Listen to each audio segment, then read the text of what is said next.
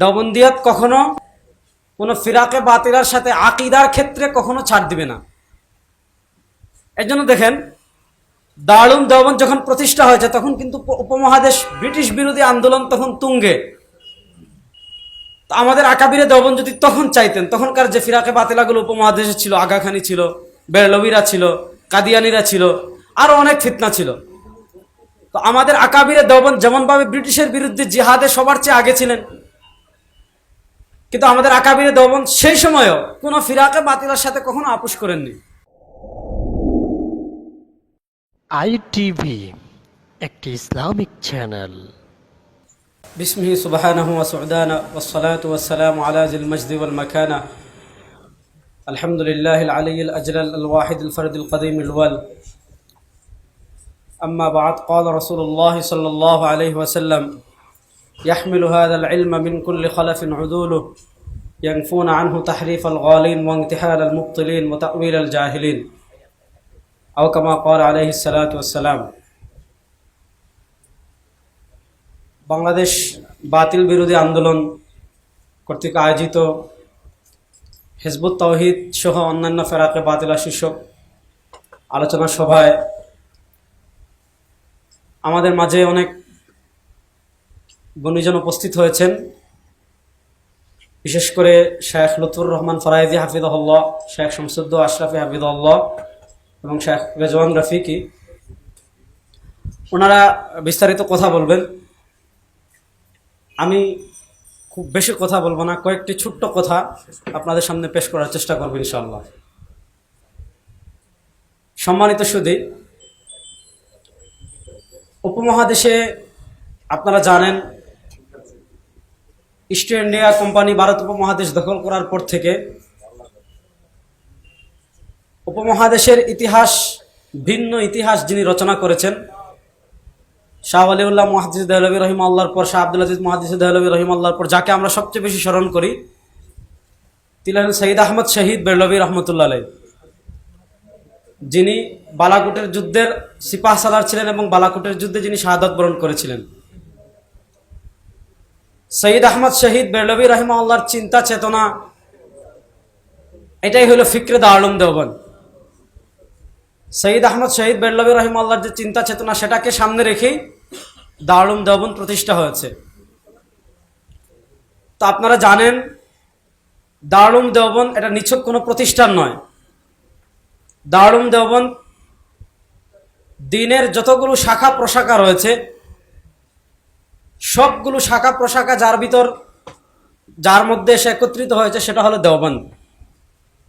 মাওলানা সৈয়দ আবুল হাসান আলী নদভী রহমতুল্লাহ আলাইহি, উনি ওনার যে আত্মজীবনী লিখেছেন কারওয়ানে জিন্দেগি, সে কারওয়ানে জিন্দেগির 10ম খণ্ডে সম্ভবত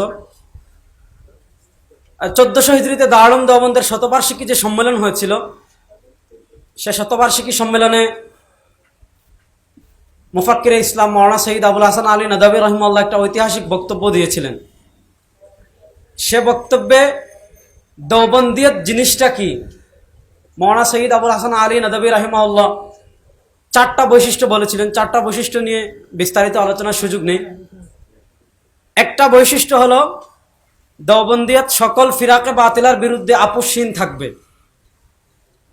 দেওবন্দিয়ত কখনো কোনো ফিরাকে বাতিলার সাথে আকীদার ক্ষেত্রে কখনো ছাড় দিবে না। এর জন্য দেখেন, দারুল দেওবন্দ যখন প্রতিষ্ঠা হয়েছে তখন কিন্তু উপমহাদেশ ব্রিটিশ বিরোধী আন্দোলন তখন তুঙ্গে। আমাদের আকাবিরে দেওবন্দ যদি তখন চাইতেন, তখনকার যে ফিরাকে বাতিলাগুলো উপমহাদেশে ছিল, আগাখানি ছিল, বেরলবিরা ছিল, কাদিয়ানিরা ছিল, আরো অনেক ফিতনা ছিল। তো আমাদের আকাবিরে দেওবন্দ যেমনভাবে ব্রিটিশের বিরুদ্ধে জিহাদে সবার চেয়ে আগে ছিলেন, কিন্তু আমাদের আকাবিরে দেওবন্দ সেই সময়ও কোনো ফিরাকে বাতিলার সাথে কখনো আপোষ করেননি।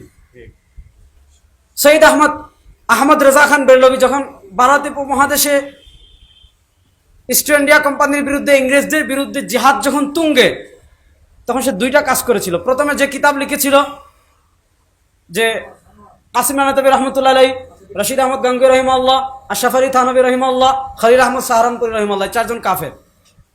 এর আগে ইসমাইল শহীদ রহিমাহুল্লাহ, সৈয়দ আহমদ শহীদ বেরলভী রহিমাহুল্লাহ। তো কিন্তু তার এই ফতোয়া মানুষ খায়নি। তখন সে একটা ঘৃণিত কাজ করেছিল, মাওলানা কাসিম নানতবী রহিমাল্লাহ তাহজিরুন নাস থেকে কিছু ইবারত কাটছাট করে, রশিদ আহমদ গাঙ্গুই রহিমাল্লাহ ফতোয়া রশিদিয়া থেকে ইবারত কাটছাট করে, মাওলানা খলিল আহমদ সাহারানপুরী রহিমাল্লাহ আল বারাহিনুল কাতিয়া থেকে ইবারত কাটছাট করে, সে নিজের মন গড়া কিছু ইবারত সাজিয়ে যে 1 নম্বর অভিযোগ করেছে যে কাসিম নানতবী রহিমাল্লাহ মুহাম্মদ সাল্লামকে শেষ নবী মানেন না। 2 নম্বর রশিদ আহমদ গাঙ্গুই রহিমাল্লাহ বলেছেন আল্লাহ মিথ্যা বলতে পারেন। 3 নম্বর আশরাফ আলী থানভী রহিমাল্লাহ বলেছেন রাসূলুল্লাহ সাল্লাল্লাহু আলাইহি ওয়াসাল্লামের জ্ঞান থেকে গরু, গাধা, বেড়া, মহিষ এদের জ্ঞান ভালো। 4 নম্বর খলিল আহমদ সাহারানপুরী রহিমাল্লাহ বলেছেন নামাজে রাসূল সাল্লাল্লাহু আলাইহি ওয়াসাল্লামের চিন্তা করার থেকে জিনার চিন্তা করাও ভালো।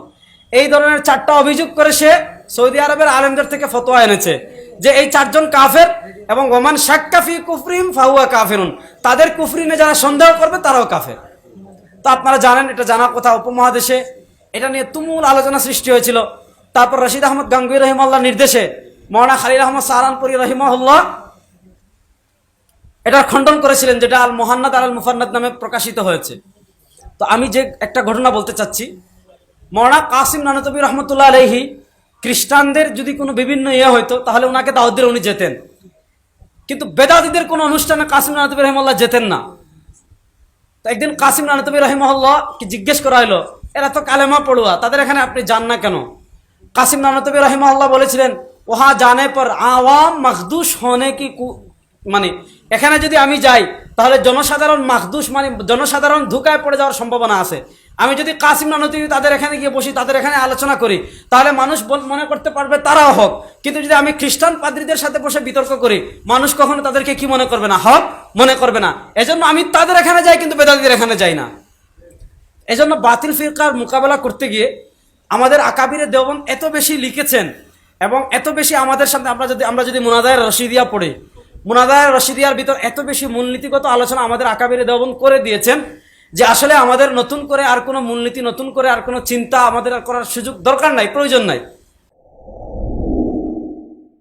ITV একটি ইসলামিক চ্যানেল।